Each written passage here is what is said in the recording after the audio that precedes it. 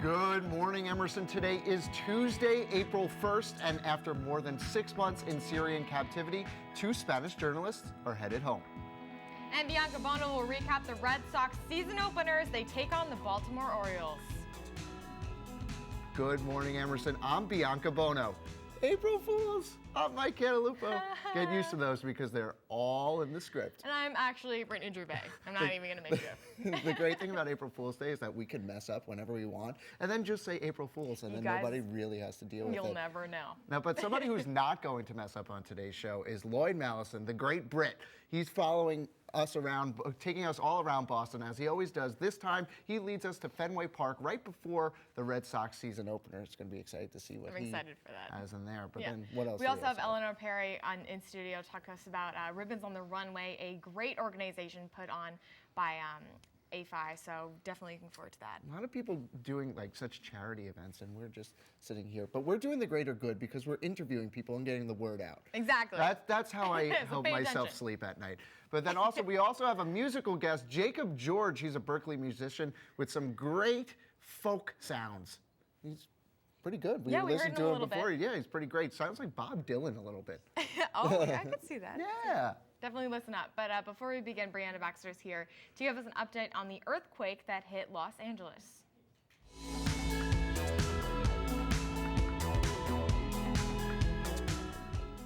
Good morning. First, we begin with an update on the 9-alarm fire that killed 2 firefighters last week. The 2 fallen heroes, Edward Walsh and Michael Kennedy, were honored in a ceremony at Boston City Hall. Walsh's funeral will be Wednesday and Kennedy's is on Thursday. The 2 men were in the basement of the 4-story brownstone when they sent a mayday call indicating they were trapped, but the risk of losing more lives to save them was too high. 13 other firefighters were injured, but thanks to the efforts of them and many others on that day, every resident got out safely. Boston Fire Department spokesman Steve McDonald says the investigation into what caused the fire could take weeks to be finished. However, officials are saying they believe it was an accident. Luckily, the fire did not spread to nearby buildings because of firewalls. And California is known as earthquake country, but the recent back-to-back quakes have residents worried whether there's a monster quake in the near future. A 5.1 magnitude quake sent shocks through Los Angeles on Friday. Then hundreds of aftershocks could be felt in the surrounding areas. On Saturday, a 4.1 quake stirred Orange County again. These quakes and aftershocks are on the heels of another quake last week. Experts say 5% of California's quakes are followed by something larger within 3 days. Although the damage from these quakes is not significant, a quake higher on the Richter scale could be much more severe. On an international level, there is news of possible peace talks between Russia and the U.S.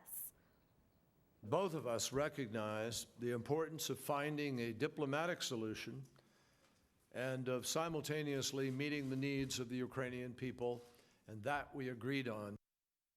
John Kerry met with Russian Foreign Minister Sergei Lavrov in Paris to discuss the Ukraine. The two spoke about the U.S.'s plan to de-escalate the rising tension between Russia and Ukrainian borders. On that issue, Lavrov says Moscow has no intentions of crossing the border. The U.S. as well as European officials are still worried. The president is saying Russia will be met with military force if they threaten a NATO nation. Meanwhile, Russia is suspended from the G8. 2 Spanish journalists kidnapped in Syria are now free. The 2 were taken captive while covering the conflict in Syria 6 months ago. The journalists were met with a warm welcome in Madrid. The 2 reporters, Javier Espinoza and Ricardo Garcia Villanova, took a Spanish government executive jet home less than 24 hours after calling to say they were safe.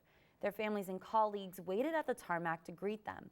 They spent 6 months in the custody of a rogue al-Qaeda group.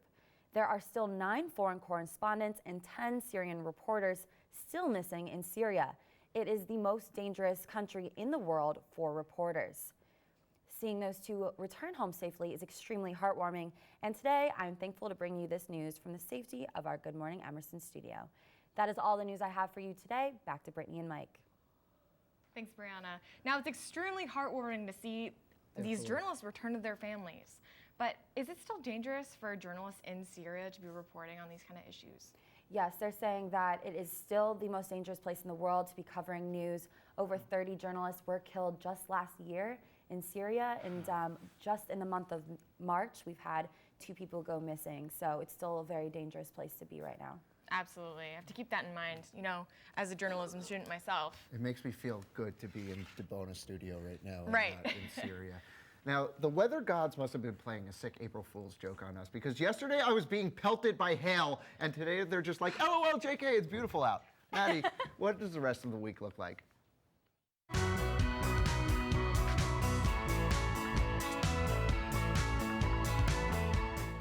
Hi, Brittany and Mike. This weekend we saw a lot of rain, and yesterday, I know, Mike, it was hailing on me, and I didn't know what to do. But hopefully, today will dry everything up and bring some much-needed warmth. Today will be one of the best days of the week in terms of temperature. We have 50 degrees and sunny. The wind speeds will be low today, so try to soak up that sun because we might not see it again for days. Sorry to tell you that. Tonight will be 33 degrees and cloudy throughout the night. One nice thing about spring is that the sun is setting later and later, so tonight the sun will set around 7:10 p.m. Tomorrow will also be a high of 50, but we will see some rain showers tomorrow on the 2nd day of April. Tomorrow night it'll dip back down to about 33 degrees. And the rest of our 5-day forecast looks like some spring temperatures and some sun peeking through those rain clouds. Thursday we'll have the high for the week at 53 degrees, and it'll be partly cloudy. Friday will be similar to the day before with a high of 49 and partly cloudy. Saturday will bring some rain showers throughout the day and a high of 51. Well, that is all the weather I have, and I'll see everyone on Thursday. Back to you, Brittany and Mike. Thanks, Maddie. Now, it's great to hear those 50-degree weather, and now finally joining that 50-degree weather is something that I've been waiting for since I came to Boston first.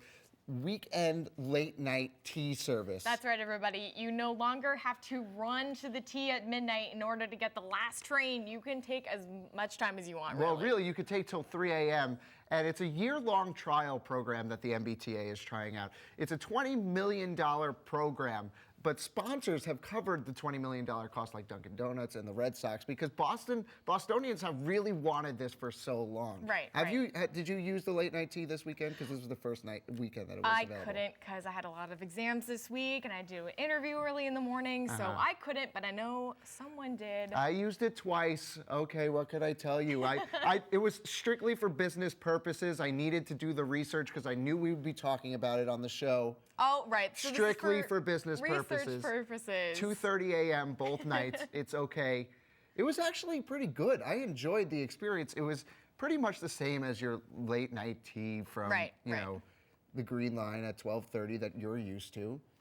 But but it was efficient. I only had to wait about 10 minutes. And it was so much better, so much cheaper than having to take a $20 cab. It was $2 instead of $20. Right, and it got a lot of good reviews over the weekend just because Boston Police were saying that no arrests happened over the weekend. Yeah. It was a very smooth system. A lot of people were very happy with it. So hopefully, when the deadline comes up, they'll decide to extend it for maybe a couple more years. Yeah, I was very excited to see how many people were actually using the tea, so that way it's a good first start to show that yes, we are actually going to use this tea even when it's running at 3 a.m. Exactly. But we're going to take a quick break. When we come back, Eleanor Perry is here to tell us more about ribbons on the runway. Stay tuned.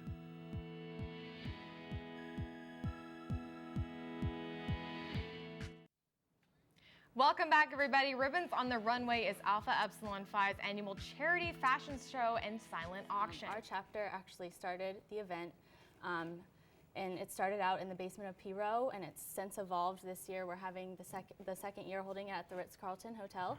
Wow. And it also is held by other AE5 chapters all around Boston. So it's really evolved into this really big celebration of helping breast cancer. Right. Which is awesome. So can you, going off of that, can you tell us a little bit more about what the sorority, or where this money is going? Right. So all money raised from Ribbons on the Runway goes to Share It, which is Alpha Epsilon Phi's national philanthropy. Right. It is a national organization that benefits and aids women and their families who have been affected by breast and ovarian cancer. So we're really excited to support them, and it feels really great because all Alpha Epsilon Phi support them as well. So Right. What a great cause. Now, what kind of things can we expect from the silent auction? Oh, well, we have some really exciting silent auction items this year. We have a free one-night stay at the Ritz-Carlton Hotel in Boston. My dream. We have a free stay at the Dream Hotel in New York. We have a signed hockey puck by the Bruins. And All of them? Yes. And All of we them on have- one hockey puck. That's more impressive than having, wow. Or it's a hockey. I'm not a sports fan, so I think it might be a hockey stick. But Okay. either way. Oh, that's even cooler. Yeah, and we have a signed baseball from one of the Red Sox players. So. Awesome. Very cool. And as for the fashion show, what can we expect from that? Right. So we have some really great companies who have been really cooperative with us and are giving us a lot of great pieces. We are working with Pinky Auto, Crush Boutique, No Rest for Bridget, Brandy Melville, and Jack Wills. So those are all like local Boston stores that you can find on Newbury Street or in Beacon Hill, all around. So you'll be able to find the fashions after you see Looking them on forward the to internet. it. So quickly, how could Emerson students get involved? How could we go to this place? Is there tickets or Yes, something? Tickets can be reserved beforehand online. It's on our Eventbrite page, which is just Eventbrite/Ribbons 2014. Okay. And then you can also buy tickets at the door. So Right. it's $10 for students, $15 for adults, but it's not a huge. It's going to be worth Perfect. it. Yeah. Perfect. Eleanor, thanks so Definitely much for worth it. being on Thank the you show. for having me. Now we're going to turn it over to Lloyd Mallison, who Wait, actually, no. First, Just we're, kidding. we're going over to Bianca Buono because the Kentucky April Fools, right? The Kentucky Wildcats have been criticized this year because of how young their team is, much like how GME is criticized for their young cast. Hey. Well, you know what? Those young whippersnappers from Kentucky are in the Final Four because of their veteran coach. And you know what else? GME is great this semester because our veteran coach, Bianca Buono. Take it away, Coach.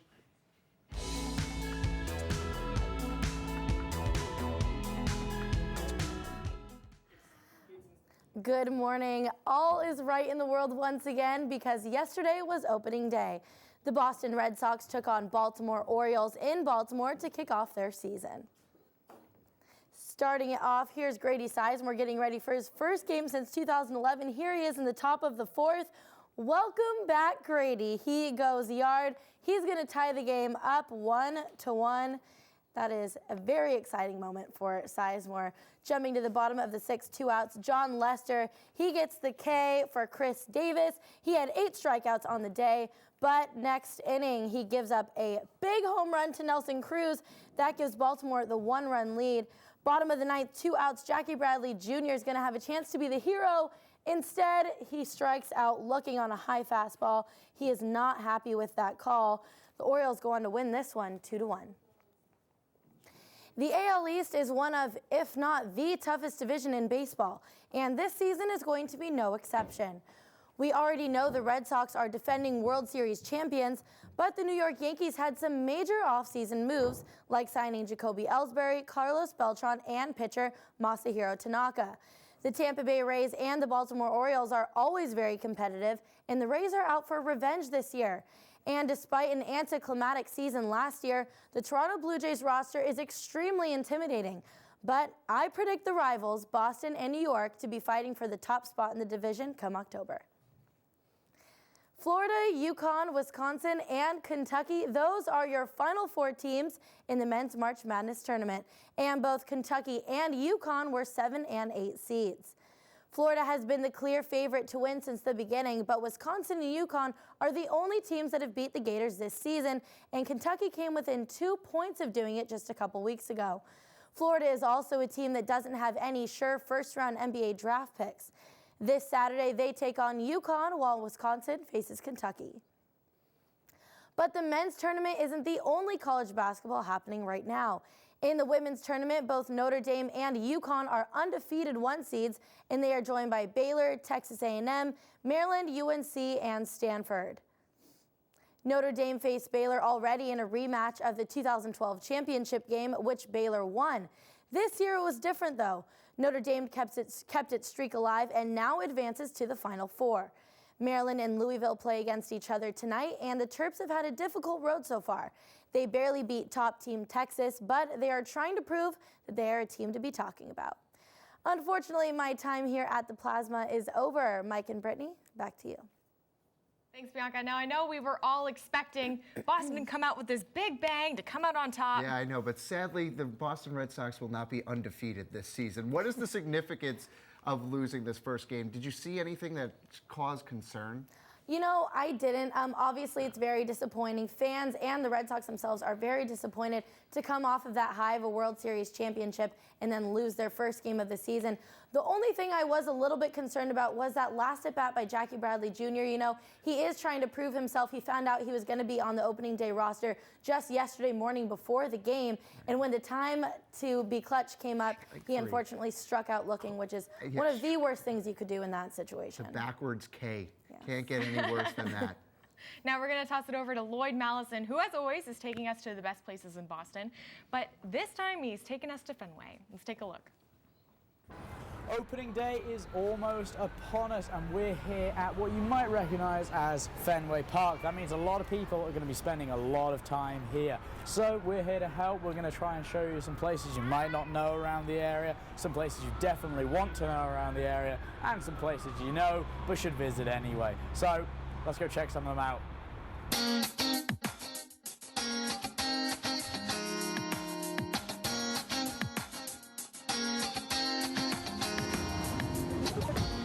Welcome to our first stop, Kenmore Square. This little slice of Boston is often overlooked in favour of places such as Copley Square and Faneuil Hall. But Kenmore Square is the gateway to Boston University and, more importantly, Fenway Park. It also boasts its own impressive array of restaurants, bars and nightlife. So if you're ever in the town and wondering what to do for an afternoon out, try Kenmore Square.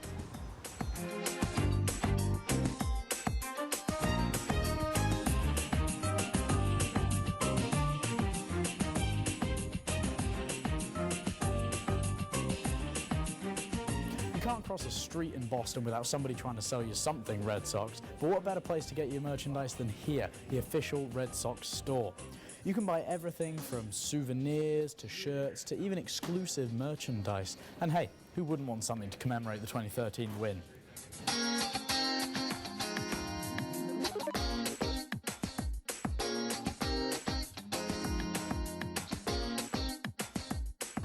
Sweet Cheeks Q is your home of the American South, right in the heart of Boston. The barbecue joint offers everything from pulled pork and brisket to hush puppies and broccoli casserole, and you can even order by the rib. If you're a fan of American Southern cooking at its best, without actually having to venture to the South, then this is your place to be.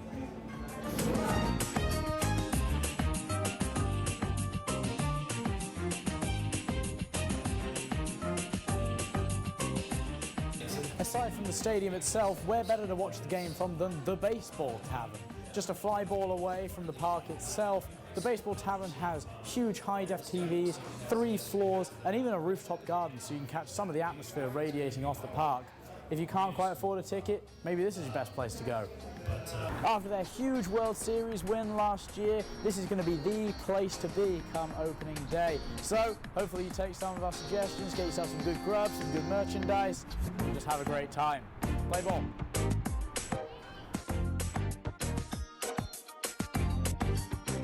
Thanks a lot, Lloyd. It's weird to have Lloyd talk about baseball with his British accent.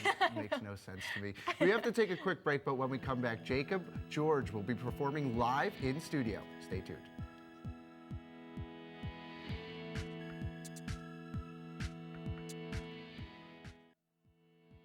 Welcome back to Good Morning Emerson. Now, there were a lot of feelings for Beyonce during her final show on the Miss Carter World Tour. Now, while the Queen is still flawless, she's also a human being, apparently. Here's Christian Mudrick with more information.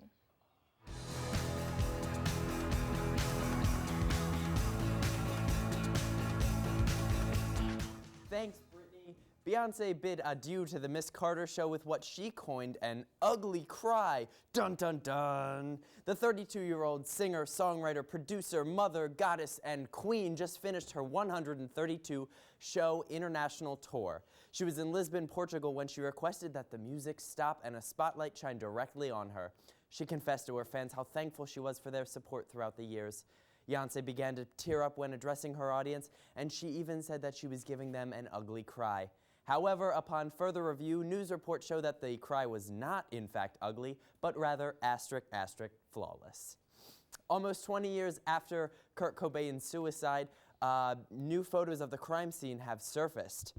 The photos, for the first time, reveal exactly how Cobain left his surroundings. The Seattle Police Department's pictures include shots of the suicide note pinned to a plant using a pen, his driver's license, a pile of clothing, and a box filled with needles, spoons, and heroin. Other than these few belongings and one lonely stool, the room Cobain was found in was completely empty. The photos were part of 4 film roles that were, until recently, undeveloped. Ryan Murphy has finally revealed the theme for this year's highly anticipated return of American Horror Story. Murphy has revealed that this season will take place in a freak show. Jessica Lange will return as a German expat who runs one of the last freak shows in Jupiter, Florida. Emma Roberts, Sarah Paulson, Angela Bassett, Kathy Bates, Evan Peters, and Frances Conroy have all signed on to the 4th season, as well as newcomer Michael Chiklis, who will apparently be playing the father of Evan Peters. Otherwise, mum's the word for the latest installation of American Horror Story. After opening in Japan, its final destination, Frozen has become the highest-grossing animated film ever. The tale, inspired by Hans Christian Andersen's The Snow Queen, has reached total sales of $1.072 billion. Frozen has kicked Toy Story 3, which earned the same title in 2010, down a peg. This is the first animated movie to come out of Disney Studios to gross over $1 billion. The film has also won critical acclaim, taking home Oscars for both Best Animated Feature and Best Original Song. So at least now if Elsa freezes over Arendelle once again, they can just burn all that money to stay warm. That's all the juicy gossip I have for you today, and forever. I'm resigning and Alex Clark is permanently taking over my position. April Fools! Back to that crazy cat on the couch. Oh my God, Christian, you scared me. I know. Don't do that again. It's Okay. April Fools, someone had to do it. Now, okay, I know we're both huge fans of American Horror Story, but how do you feel about Freak Show coming to town? I'm really, really excited. It seems like they're, stepping out of their comfort zone a little bit. I mean, like, they always do. The only thing that I'm really worried about is I feel like Freak Show definitely has, like, a killer clown in store for us, and I'm terrified of clowns, and I've never really been scared by American Horror Story, but a clown probably will do the trick. This could be the scariest season, I agree with you. Thank you so much, Christian. Now we're going to turn it over to Mike, who is in studio with our musical guests today. Take a look. That's right, Brittany. I'm joined by Jacob George. Jacob, you're going to perform your first song entitled Cold Machine right now, right? That's right. All right, take it away. Thank you. Glad to be here.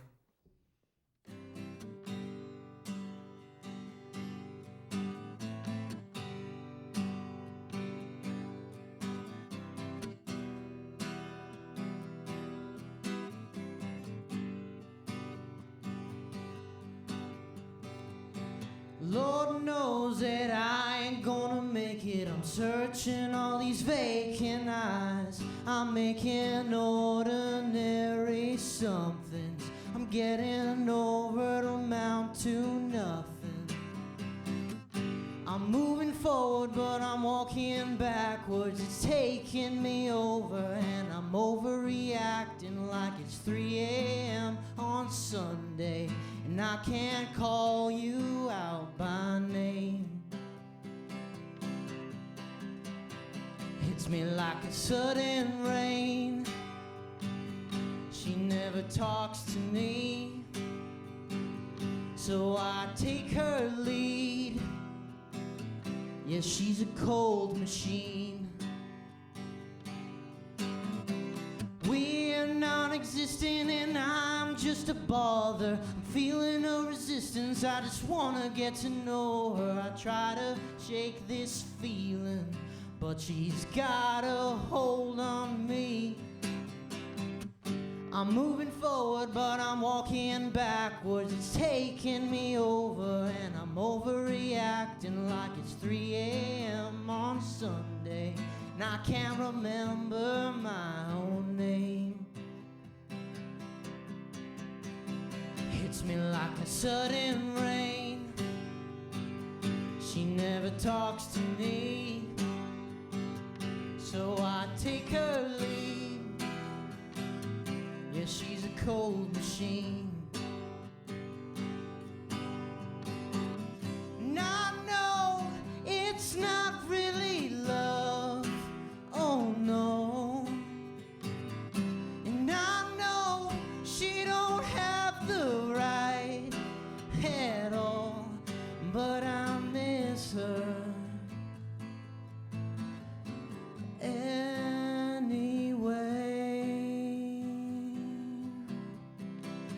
hits me like a sudden rain. She never talks to me, so I take her lead. Yeah, she's a cold machine.